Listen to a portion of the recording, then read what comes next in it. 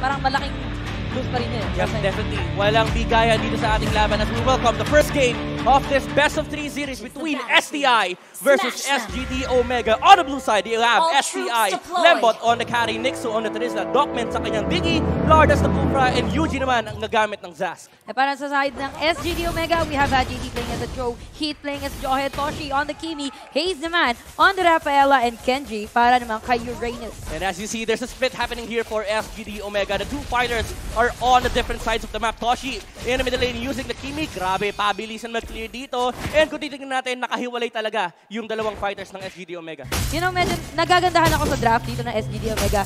Yung kinuha nila si Cho. Kasi si Cho, nasa kanya na yung lahat eh. Yeah. May dash, may takas, magiging immune pa siya. Sabihin natin, kaya niyang tumakas sa reverse line dito ni Tiki. And andun na din yung setup na bibigyan niya. Parang ito pumapasok dito si Haji. Pero na-shut up siya nung bouncing ball. But medyo madadamitan dito si Tiki. Pero nakahabol ng Red Blood will be taken by .Digi. Kaso nga lang hindi pa sila tapos. Pinasok sila ni Kenji. The Uranus coming from the SGD Omega kasi babawi sila dito na si Lembot. Yung nabatay. And also itong si Kim, si Digi. Magiging slow. Yep, first blood came in for STI pero SGD Omega rotating the two fighters. Sabi nila, ops, kailangan na namin ng reinforcement dito. Bringing up all 5 in the middle lane to take down the two heroes on the side of STI. Mas malaki yung nabawi doon ng SGD Omega. They only lose itong si Johead, which is yung support nila. Ang kapalit naman noon is Wondigi and the carry na alam nilang pwedeng maging ticking time bomb para sa side ng STI. And ito yung maganda sa, maganda sa ginagawa ng SGD Omega. Even though they lose support dun sa nangyayaring skirmish, they protect all the 3 cores. And mind you, nakuha pa nila yung dalawang Little Wanderer in the middle lane. So lamang sila, in terms of XP, in terms of level, sila pa yung lumamang sa skirmish na yun. Nagsisimula silang mag-gack dito at the bottom lane na itapon nila dito si Yuji. And mukhang tatakasan dito si Docman na wala nang takas, magiging itlog ulit. And si Lord na lang yung matitira kumbaga dito sa side ng STI Omega at the bottom lane. Yep, and on the top lane, may 1v1 lang tayo nangyayari dito. It's a Terizla and Uranus, nothing but there on that lane. Nagkiklear lang sila ng mga minion wave. Pero surprisingly, si Nixu rito talagang sabi niya, hindi ko kayo masasamahan. Wala pa akong ultimate dito. Kayo muna bahala dyan sa bottom lane. And in the meantime, ito yung nagiging resulta. Heat playing very aggressive on the bottom lane. SGD Omega, they're definitely putting up the pressure sa lane na to. Haji, top lane! Joe! That would be a 2 versus 1 na nakahabol ni Nixu and ang carry. And that would be the another kill para sa side ng STI pero hinahabol pa rin nila. Ito si Nixu. Nixu will be a gunner and hahayaan na lang ni Lembot yun. Yep. And that is the trade na kinuha ng STI dito. They got the Cho, pero SGD Omega, they get the Terizla down. It's very worrying for SGD Omega to have the Cho picked off on a lane like that. Mind you, Terizla yun Terizla tsaka Kari, dapat wala siya doon. Dapat nandun siya sa middle lane. Pero STI right now, nananakawan sila ng blue buff. And mukhang wala sila magagawa dito. Yep, and SGD, since nagsisimula na silang mang-invade dito, nagsisimula na nilang kontrolin yung mapa. Ang mga nakakakuha ng buff, sila yung more likely nakakakontrol ng all throughout the game. And then, they transition dito sa may turtle, which is walang kahirap-hirap na nakuha dito ni Kimi. Meanwhile, yung nasa baba natin mukhang medyo nagkakabalugbugan ata. Nagkakadikitan. Medyo low health dito itong si Kenji, but he's still gonna survive. Napakaganda ng block ni Haji, man. I protect you, bro. Sana all, ganyan na kaibigan. Sinasalo yung mga stars. Lembot. Muntikan siya mahuli dito ng SGD Omega pero he's gonna be safe having the Little Wanderer buff. Nixu! Using the penalty zone. Walang tinamaan dito for the side of SGD Omega.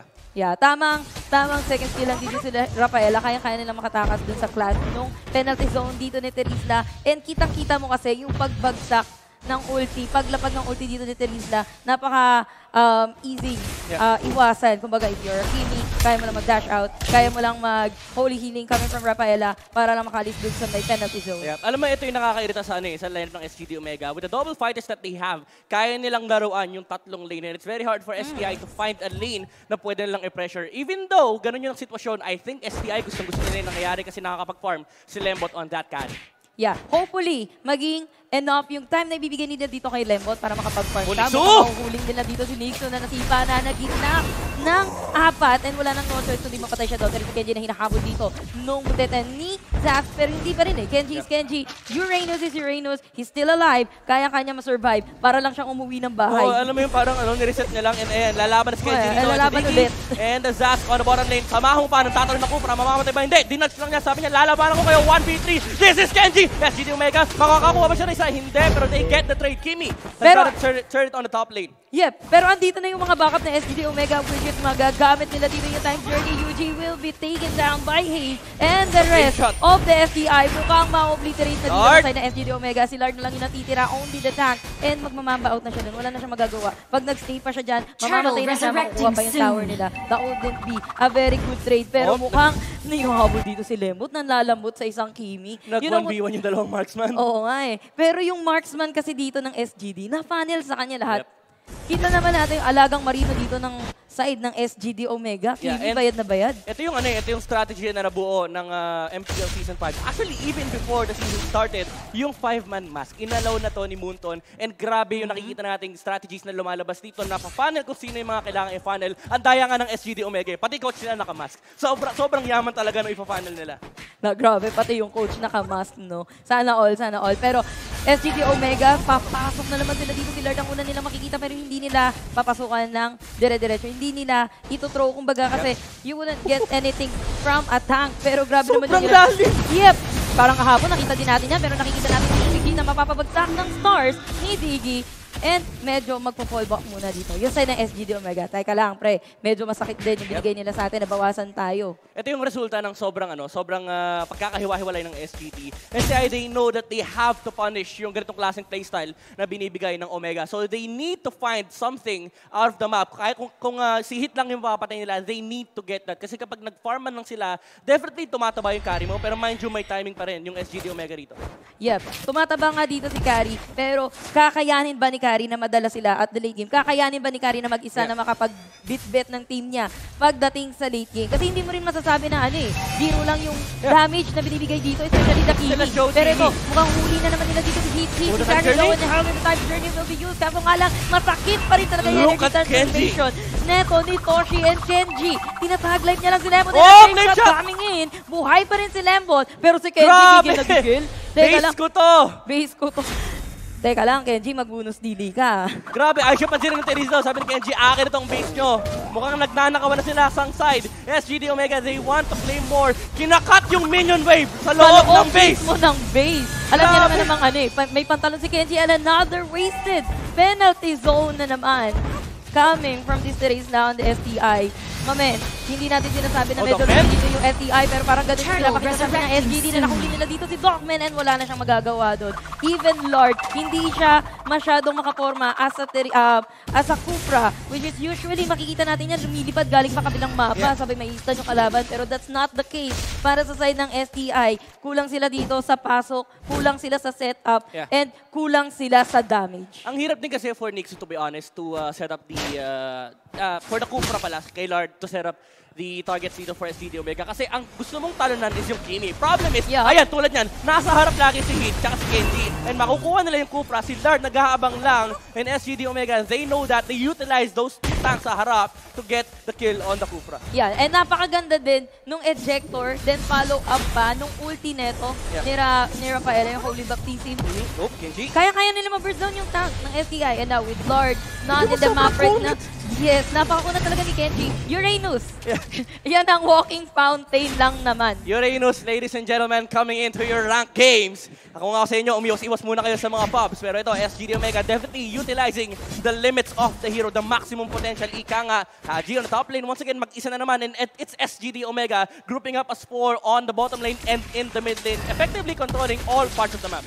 Yep, effectively controlling all parts of the map. Pero yun yung kasi yung kailangan ni Carry eh. Kailangan niya din makapag-farm kung kontrolado na ng SGD. Yung mapa ngayon, may hihirapan. Sabi namin makakakuha pa rin ng item dito. Itong side ng STI, especially the Carry. Kaso mabagal yung income, mabagal yung dating ng gold sa kanya, mabagal din yung dating ng item. Kaya kailangan nilang mag-install. And if kakayanin, kung mananakaw nila yung Lord, that's an if.